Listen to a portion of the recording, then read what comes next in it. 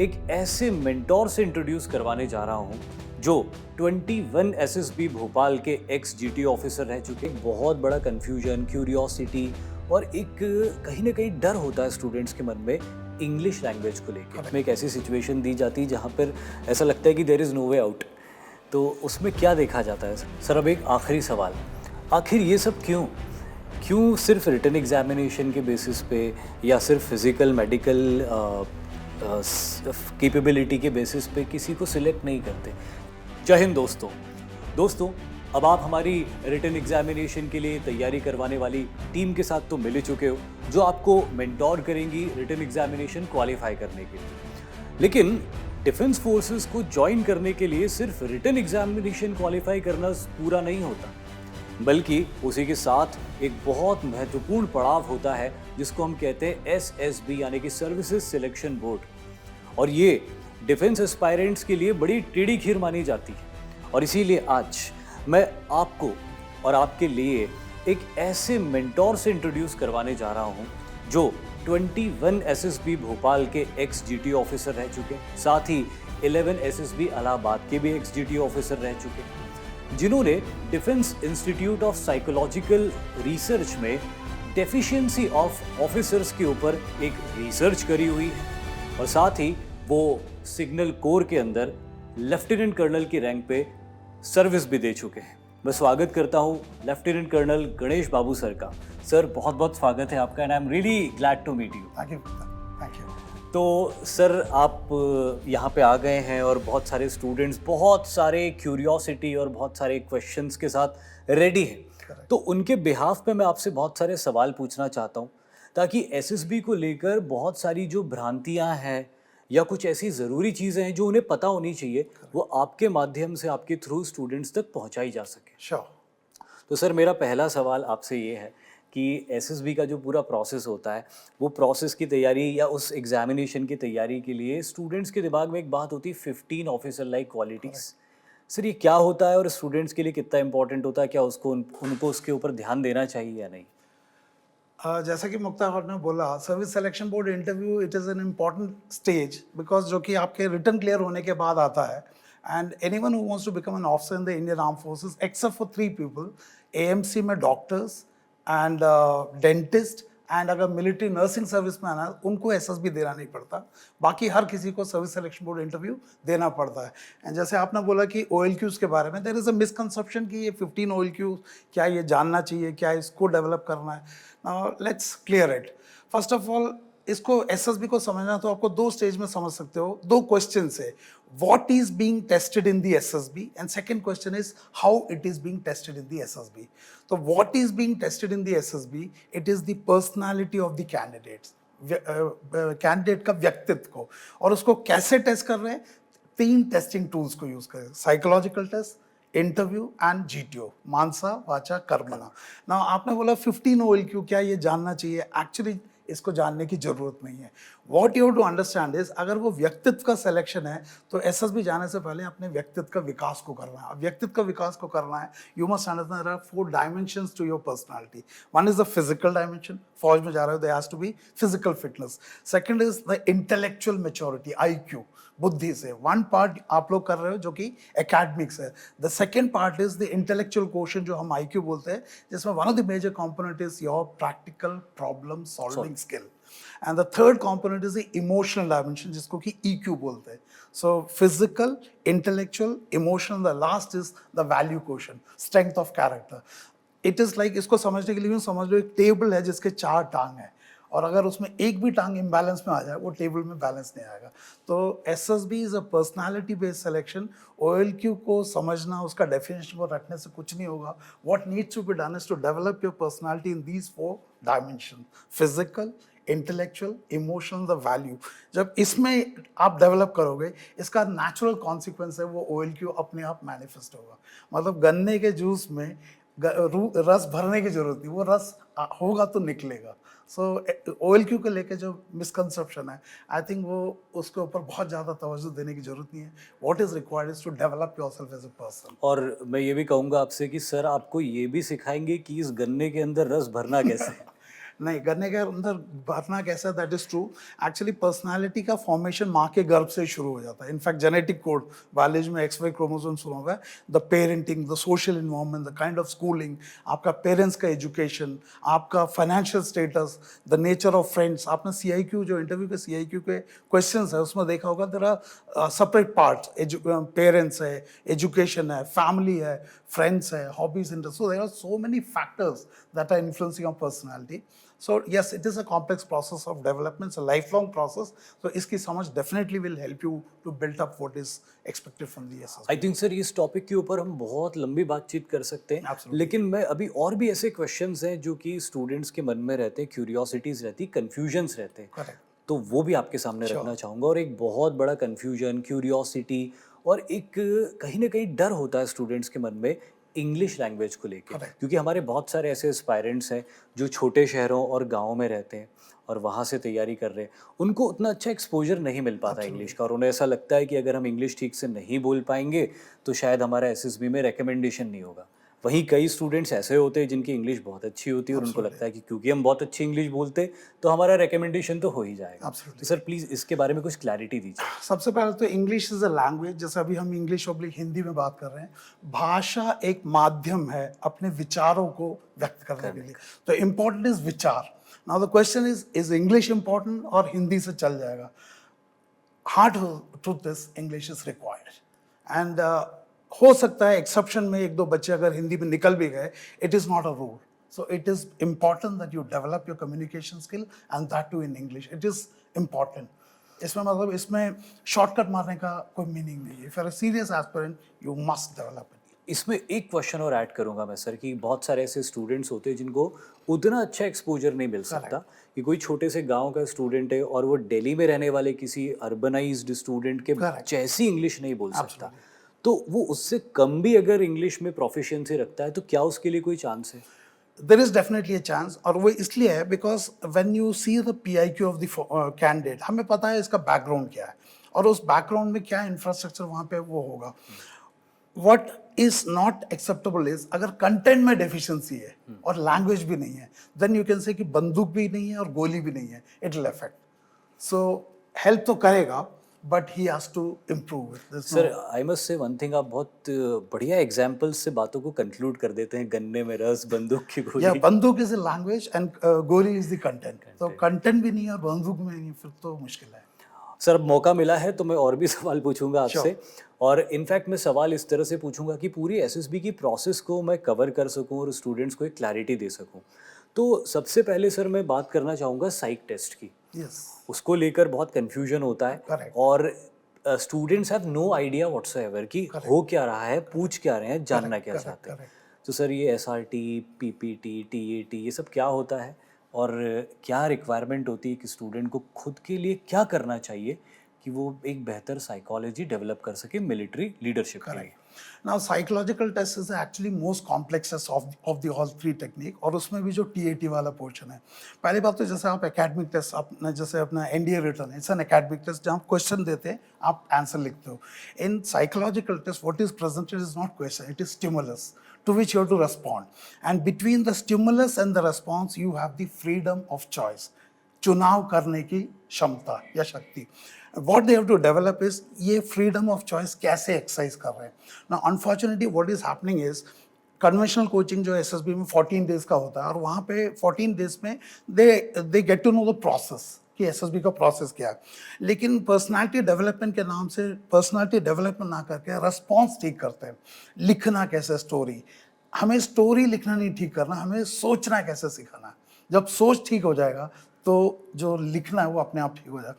ऐसा समझ लो गंगोत्री है सोच, गंगा है lake. Wonderful, I was expecting this. So Gangotri को ठीक करना है, गंगा अपने आप ठीक हो जाएगा।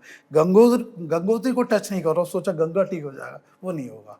So it's a complex process and it requires certain degree of clarity कि ये psychological है क्या and हमारा inner process क्या है। जब तक वो inner process को ठीक नहीं करेंगे, we will end up manipulating the responses. कुछ प्रैक्टिसेस या कुछ ऐसी चीज़ें आप सजेस्ट कर सकते हैं जो एक स्टूडेंट अडॉप्ट करे अपनी लाइफ में, जिससे उसकी साइकोलॉजी या सोचने का तरीका बेहतर हो सके? One skill that they have to, other than the language skill they have to develop is practical problem solving skill. है ना, और इसके अंदर there are certain stages. One is high degree of observation, किसी भी चीज को बारीकी से देख पाना. You can also say ability to pay attention to details. अगर वो बारीकों को नहीं देख पाएगा, he cannot define the problem. Second is perceptual clarity, यानी दृष्टिकोण में क्लैरिटी, कि आप अपने जीवन को किस नजरिए से देख रहे हो, उस चश्मे को ठीक करना. अगर वो कलर्ड है, your perception of the world will change. Sir एक सवाल स्टूडेंट्स की तरफ से ये है कि स्टूडेंट्स ऐसी कौन सी प्रैक्टिसेस अपनी लाइफ में ऐड करें जिससे कि वो साइकोलॉजिकल टेस्ट के लिए अपने आप को बेहतर प्रिपेयर कर सके. One skill other than the communication skill that he has to develop is practical problem solving skill, समस्या को सुलझाने का कौशल. और इसको फॉर एग्जांपल हम एक एग्जांपल से लेते हैं. टीएटी का एक पिक्चर दिया है. Now the तीन question that is asked is what led to the situation, what is currently happening and what is the final outcome. इसको अगर ध्यान से देखो तो दिए हुए पिक्चर को अगर एक सिचुएशन मान रहे हो, तो अगर वो सिचुएशन ही नहीं समझेगा तो what led to the situation कैसे निकालेगा. और सिचुएशन को समझने के लिए उस पिक्चर को आंखों से करेक्ट इनपुट करना पड़ेगा to his brain. That process called observation. और देखा गया है कि बच्चे पिक्चर को ही ढंग से ऑब्जर्व नहीं करते, तो इनपुट ही ठीक नहीं होगा तो आउटपुट कहाँ से ठीक होगा. सो first skill that he has to develop is a high degree of observational skill. Now ये पिक्चर अंदर जाने के बाद then the inner process starts. और उसमें perceptual clarity, दृष्टिकोण, जैसी दृष्टि वैसी सृष्टि.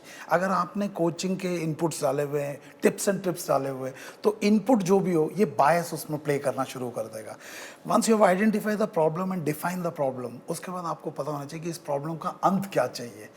That's a final goal to be achieved. Psychology की भाषा में या टीएटी की भाषा में what is the final outcome that is required. So problem defined हो गया, end defined हो गया. Now is यहाँ से वहाँ तक पहुँचोगे कैसे. That's the stage where you have to solve the problem. और वहाँ पे है what is currently happening वाला stage.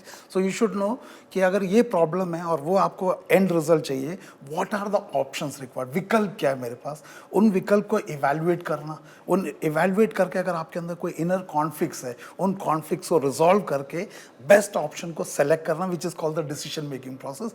And not only decision, that has to be implemented and to follow up करके देखना कि ये is it leading me to the final goal or not. Now this entire process is called problem solving skill.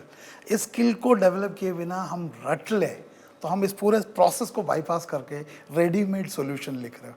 That is actually आप bypassing the inner process जो कि वो check कर रहे हैं और आप सीधा ही कुछ लिख रहे हो. So one skill that you are asked to develop is practical problem solving skill. There are many, but this is one important skill that I feel. Sir क्या ऐसा हो सकता है कि जिन स्टूडेंट्स को थोड़ा एक्सपोजर ज़्यादा मिला हुआ होता है दुनिया का, वो इसमें थोड़े बेहतर हो जाते हैं? नॉट ओनली दुनिया का एक्सपोजर, इसकी शुरुआत है पेरेंटिंग से. अगर माँ बाप बचपन से ही बच्चों को अपने उम्र के मुताबिक डिसीजन लेना दे, भले वो 5 साल का बच्चा है, 5 साल के अप्रोप्रिएट डिसीजन.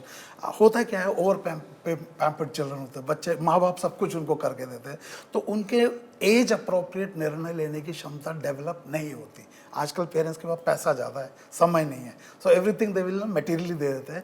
तो बच्चे को ये एक एडल्ट स्टेज में करने से बेहतर है कि बचपन से अगर बच्चे को एज अप्रोप्रिएट डिसीजन लेने दिया जाए तो ग्रेजुअली वो इम्प्रूव हो जाएगा, बजाय कि आप पहले उसको ना कर रहे थे, सब कुछ माँ बाप कर रहे हैं एंड सडनली एसएसबी जा रहा, now he has to take decision, वो बड़ा लेट हो जाता है.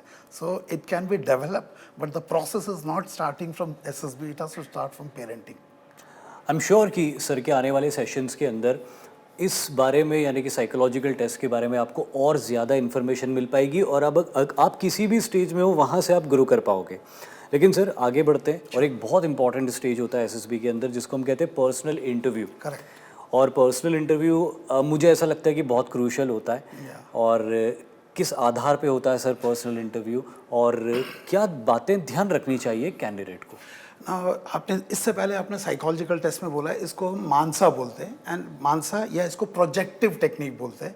प्रोजेक्टिव टेक्निक का मतलब कैसा है, फॉर एग्जांपल एक लैपटॉप है और आपको उसने अपने प्रोजेक्टर के साथ कनेक्ट कर दिया. So what ever input you feed from the laptop वो प्रोजेक्टर से स्क्रीन पे प्रोजेक्ट हो जाएगा.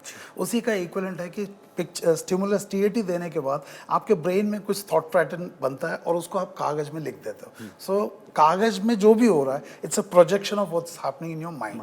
सो दैट्स अ टेक्निक, उसको मानसा बोलते हैं. Now interview is very different from that. देख वही क्वालिटीज रहे हैं, but the approach, the method और the technique employed is very very different.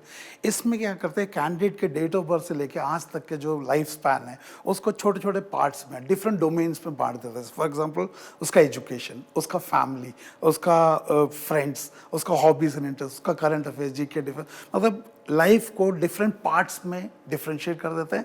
And each part के ऊपर they ask something called comprehensive information question है, CIQ. It's a set of 15-16 question. Candidate इसको rapid fire question भी बोलते हैं. और वो क्या करते हैं, आपके लाइफ में आज तक आपने क्या डिसीजंस लिए वेरियस डोमेन, उसके थ्रू, ये लाइफ के एक्चुअल डिसीजन के बेस पे दे ट्राई टू प्रिडिक्ट. पहले तो they try to identify what is your pattern of living in life, and उसके बेस में they predict are you meeting those 15 qualities that we are looking for. तो actual life के events को evaluate किया जाता है इंटरव्यू में. Whereas TAT में stimulus is presented, you made to write stories, WAT and all that, और उस प्रोसेस को देख के आपके मेंटल प्रोसेस को समझने की कोशिश किया जाता है. तो interview is very different from, as for the technique is it's very different. यहाँ पे the candidate and his life becomes a focus, और लाइफ के वेरियस पार्ट्स को CIQ के थ्रू पूछते हैं, एंड देन उसके ऊपर फिर प्रोबिंग क्वेश्चन होता है. प्रोबिंग क्वेश्चन सर आपके रिप्लाई के ऊपर ही probes and find out to confirm whatever doubts oblique things that you want to verify. So it's a different process as far as. So इसमें अवेयरनेस ऑफ द सेल्फ, आप खुद को कितना जानते हो, that becomes very very important. Leadership का definition है it is your ability to lead others, but सवाल है can you lead others if you can not lead yourself.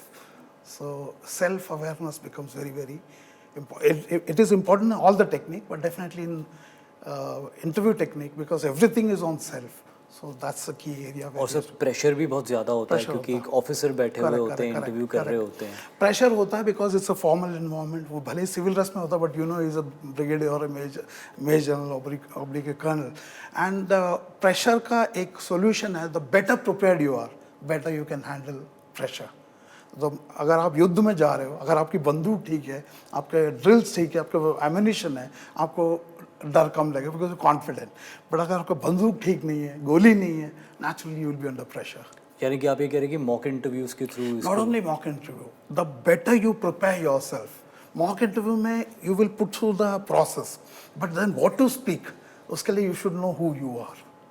Knowing yourself, that's a key. And of course ability to express. अब SSB की process में आगे चलते हुए अगले stage पे हम आते हैं. एक बहुत कियोटिक सिचुएशन वाला एक सिनेरियो होता है जिसको ग्रुप डिस्कशन कहते हैं. करेक्ट. और उसके लिए एक फिश मार्केट टर्म बहुत ही ज़्यादा इनफेमस है. तो सर ये क्या है फिश मार्केट, इसको हैंडल कैसे करना, या फिश मार्केट बनाना गलत है? आपने तो, आप खुद GTO रहे हैं, तो आपने तो ये सब चीज़ें बहुत क्लोजली ऑब्जर्व करी है. तो प्लीज़ सर इसके बारे में बताइए. सी ग्रुप, ये जो फिश मार्केट टर्म है, आप एक केओटिक सिचुएशन को बोल रहे हैं जहाँ पे there is no order, everybody is shouting. Ideally this should not happen. This should not happen, but this happens when people who are not having caliber, but they want to show कि वो कर रहे हैं, so they only know one thing कि just बोलते रहो. So there is no intelligence in that commotion. So if you ask me, fish market बनाना चाहिए, नहीं बनाना चाहिए, but क्या ये बनता है. Now question is how do you handle it? Now fish market को handle, first of all it's a very messy situation. और in a fish market situation also there are gaps. एक ऑकवर्ड साइलेंस आता है जब सब चिल्ला के 1 minute के लिए चुप हो जाते हैं. If you are very smart person, if you are alert, you can use that gaps and enter into it and make some sense in that. So group behaviour में दूसरों का बिहेवियर आपके परफॉर्मेंस को असर करता है. So in a chaotic situation it affects the group, और उसमें हर बंदे का नुकसान होता है. सो बनना नहीं चाहिए, बट ये बनेगा. And the only way can use this कि उन गैप्स को यूज़ करके इफेक्टिवली उस गैप को यूज़ करके अपनी बात को रख पाना. एंड PPNTT का बात करो तो you already have that 1 minute narration का टाइम, अपना 1 minute. At least use that 1 minute to express yourself clearly. क्योंकि अगर आप सोचो कि ग्रुप डिस्कशन में आप बच जाओगे, वो कायोटिक होता है और उसमें डील करना बड़ा बहुत एक ट्रिकी सिचुएशन होता है. करेक्ट. सर अब अगली एक्सरसाइज की तरफ हम आगे बढ़ते हैं, वो है ग्रुप प्लानिंग एक्सरसाइज. मुझे ऐसा लगता है कि ये एक ऐसी एक्सरसाइज है जिसमें अंदर ही अंदर ग्रुप डिस्कशन भी हो ही जाता है. तो ये बहुत कॉम्प्लेक्स और बहुत ही डिफ़िकल्ट सी लगने वाली एक्सरसाइज होती है जिसमें एक ऐसी सिचुएशन दी जाती है जहाँ पर ऐसा लगता है कि there is no way out. तो उसमें क्या देखा जाता है सर? पहली बात तो जैसे आपने ग्रुप प्लानिंग एक्सरसाइज बोला, this is the second task in the GTO series. First is the group discussion, second is group planning exercise, third is progressive group task and fourth is the group obstacle race. Now like in the group discussion, उसमें भी एक discussion है but उसमें current affairs GK के ऊपर है. इसमें भी एक डिस्कशन है, ग्रुप डिस्कशन है, बट इसमें discussion is not on current affairs, it is on based on what is the problem given, all that. Now group planning exercise is important. First of all it is the only task जिसमें आप कोई चीज लिख के देते हो, GP का solution. Otherwise पूरा psychological test you give it in writing, but in the GTO the only piece of paper that you give it in writing is GP. So not only that, it is also testing a theoretical problem solving skill. उसके बाद का जो task है progressive group task, you are taken to the ground, और ground में फट्टाबल्ली task है, that's very different than this task. तो GP में देर आर सर्टन स्टेजेस. सबसे पहले ब्रीफिंग के बाद you are introduce to model. Model के ऊपर आपको जो नेक्स्ट नैरेटिव पड़ता है, अगर वो मॉडल को समझ में नहीं आया तो next step on that is there is a narrative और a story that is read which is based on that model. इसका एक मिलिट्री इक्वलेंस देना है तो यूँ समझ लो, वो जो मॉडल है GP का, वो अगर एक पाकिस्तान का एक मैप है जहाँ पे आपने ऑपरेशन करना है, तो उस मॉडल को नहीं समझो मतलब आप उस ऑपरेशनल एरिया को नहीं समझ रहे हो. और उसके बाद नैरेटिव वो घटनाक्रम है जो वहाँ पे पाकिस्तान के उधर जाके आपने करना है. फॉर एग्जांपल उरी मूवी में अल्फा कंपनी ये करेगा, ब्रावो कंपनी ये करेगा. सो मॉडल और नैरेटिव को सुपर इम्पोज करना, उसके लिए पहले GTO नैरेटिव पढ़ता है, उसके बाद आपको कैंडिडेट को 5 मिनट पढ़ने के लिए मिलता है. So first step is to understand the model, second step is to superimpose the narrative on the model and then to take out what are the problems and then you have to prioritise. And उसके बाद में you have to first give your individual solution जो कि आपने लिख के देना है, and once 10 minutes, and the 10 minutes के बाद you have to discuss. Discussion is 20 minute and you have to arrive at a common agreed group solution for the GP का जो भी व्हाट एवर प्रॉब्लम्स है ना. तो जैसे मैंने आपने थोड़ी देर पहले पूछा था कि one skill they should develop, and I told you practical problem solving skill. यहाँ पे उसका थियोरेटिकल एप्लीकेशन है कि मॉडल ने नैरेटिव को देख के प्रॉब्लम्स को निकालना, उसको प्रायोरिटाइज करना, फिर एक एक प्रॉब्लम का सोल्यूशन निकालना और उसको एक एंड तक लेके जाना. So, इस तरह से 4 बार, अगर मान लो 4 प्रॉब्लम तो 4 बार. सो प्रैक्टिकल प्रॉब्लम सॉल्विंग जो हमने वहाँ पे बोला था, उसको first you have to do it at the individual level and then second stage में to discuss and arrive at a common agreed group solution to the problem. तो इसमें डिस्कशन है, बट इसमें discussion is converging discussion. Converging मतलब it has to converge and come to final agreed group solution. So practical problem solving का understanding होगा, उसका application है theory में इधर. एंड इसमें भी ग्रुप डिस्कशन कमोशन जैसे PPNDT में होता है, इधर भी होता है. बट देन यहाँ पे एक बार अगर आपने इन केस ऑफ PPNDT अगर आप उस कमोशन में फंस गए और आपको बाहर निकाल दिया तो यू गॉन, स्टेज 1 ही खत्म हो गया. यहाँ पे स्टेज 2 में at least you'll go through the entire task, but this is a very critical task in the GTO series, and one needs to be really clear about the problem, the way to solve it, and as taking active part in the discussion. Sir क्योंकि ये बहुत complex problem है तो मैं एक सवाल इसमें और पूछूंगा. मैं चाहूँगा कि एक छोटा सा एग्जाम्पल दीजिए आप, और उस एग्जाम्पल में कुछ स्टूडेंट्स अलग अलग तरह की एप्लीकेशंस शो कर रहे हैं. Correct.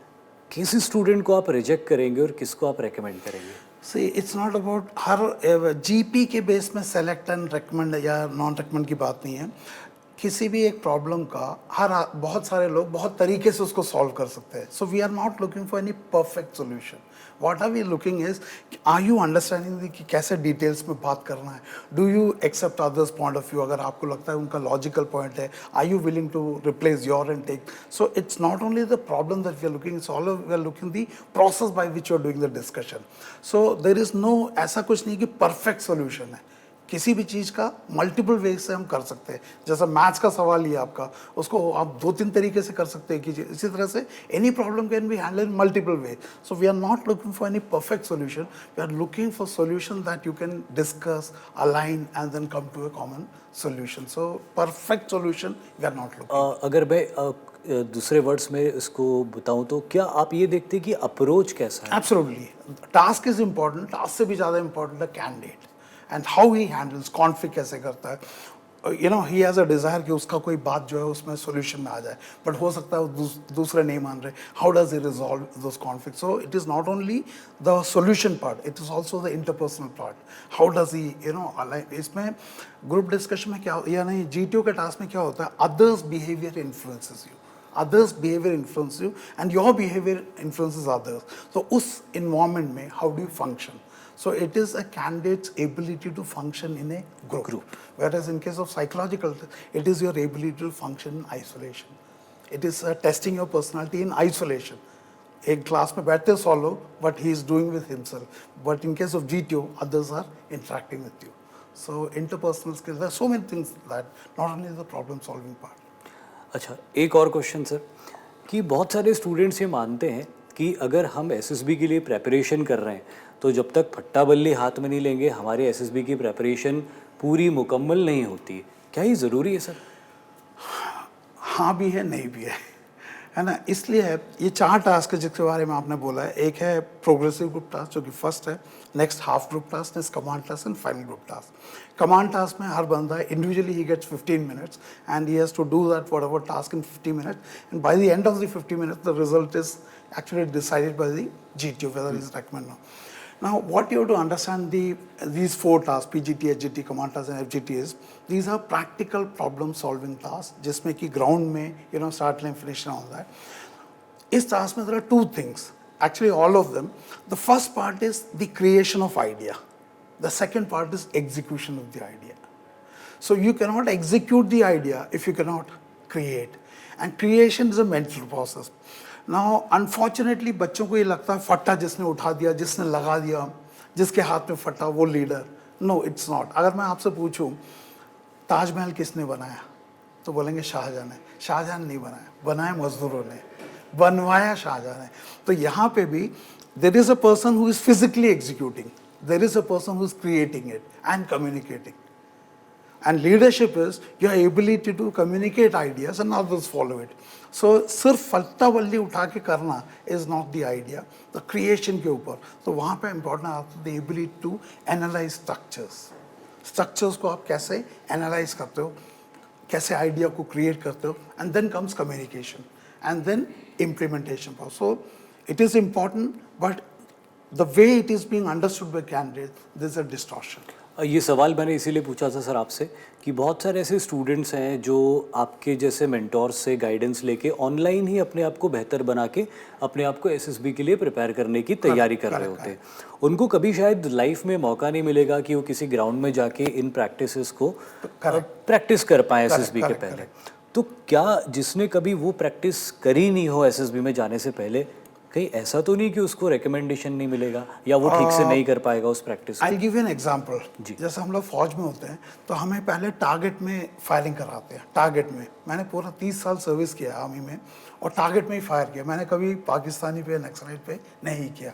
But the training on the target is so you know fine and so good that मौका आने पे I can implement it. So आपका ये सवाल है कि ग्राउंड में नहीं किया तो क्या वो उसको he will be at disadvantage? No. Provided he knows how to do that analysis in the mind. But अगर mind में clear नहीं है, then it will not happen on the ground. So clarity, inside clarity is more important than doing on the ground. It will happen. अगर इधर clear है, तो उधर होगा. एंड आई एम श्योर कि सर के आने वाले सेशन से ये चीज़ में आपको और क्लैरिटी आ जाएगी. सर अब एक आखिरी सवाल, आखिर ये सब क्यों सिर्फ रिटन एग्जामिनेशन के बेसिस पे या सिर्फ फिज़िकल मेडिकल कैपेबिलिटी के बेसिस पे किसी को सिलेक्ट नहीं करते? ये SSB का इतना लंबा चौड़ा और इतना अनसर्टन सा लगने वाला प्रोसेस क्यों? इसका जवाब मैं आपसे ही पूछता हूँ. आपको पता है एक बार प्रिंस गड्ढे में गिरा था राजस्थान में, जब पूरा गवर्नमेंट मशीनरी फेल हो गया तो आर्मी को बुलाया गया and prince was taken out, है ना. जब एशियन गेम्स में ब्रिज कोलैप्स हो गया था, आर्मी को बुलाया गया, right. There are yoga mat तक बिछाया हुआ आर्मी ने. जब कैलामिटी आता, फ्लड आता है, अर्थक्वेक आता है, आर्मी को बुलाते हो ना. अगर ये सिर्फ रिटर्न के बेस में होता, there is no difference between army and any other service. तो आर्म फोर्सेस में more than your academic intelligence, one intelligence that we are looking for is effective intelligence, practical problem solving skill. Kargil में पाकिस्तानी घुस गए, it has to be recovered. कैसे? That's the army's problem. Army मतलब army, navy, air force का problem. This cannot be achieved simply because a person is theoretically good. So आपका theoretical knowledge अपनी जगह, what armed forces required is combat situation में, high stress situation में decision making. So whatever qualities army देख रहा है, ऐसा नहीं कि civilian world में वो जरूरत नहीं है, but वो army में अगर वो skills नहीं है, your ability to perform under stress, decision making तो सब लेते हैं, speed of decision. Secondly यहाँ पे the person who plans also is the person who executes. So ये सब skill चाहिए, तो only एक रिटर्न के academic brilliance के बेस पे नहीं किया जा सकता. There will be 3 Idiot देखा आपने? जी सर. 3 Idiot में अपना वो वायरस, जब उनकी बेटी को प्रॉब्लम हो गया था, he was very intelligent, but आखिर काम तो रणछोड़ दास आया. So practical problem solving skills under extreme stressful situation, ये सिर्फ एकेडमिक ब्रिलियंस से नहीं आएगा. It requires certain more inputs in the person. So that's why it is there. It's a time tested thing. और देश की रक्षा में समझौता, देश की रक्षा में काबिलियत से कोई समझौता नहीं किया जा सकता. Absolutely. Okay sir, thank you very much sir. ये सेशन बहुत इंसाइटफुल था एंड आई होप कि स्टूडेंट्स ने इस सेशन से बहुत कुछ सीखा होगा, और सर के आने वाले सेशंस यही सारी बातों को और एलैबोरेशन के साथ आपको बताएंगे और आपको प्रैक्टिकली हेल्प करेंगे कि कैसे आप जिस भी पोजीशन में हो वहाँ से ग्रो करके अपने आप को एसएसबी में रेकमेंड होने लायक बना सकते हो. सर, इससे पहले कि मैं आपको थैंक यू कहूँ, मैं ये एक छोटा सा मोमेंटो आपको गिफ्ट करना चाहूँगा हमारी तरफ से. Thank you. Thank you very much. Thank you. Jai Hind. Thank you. Unacademy. Let's crack it.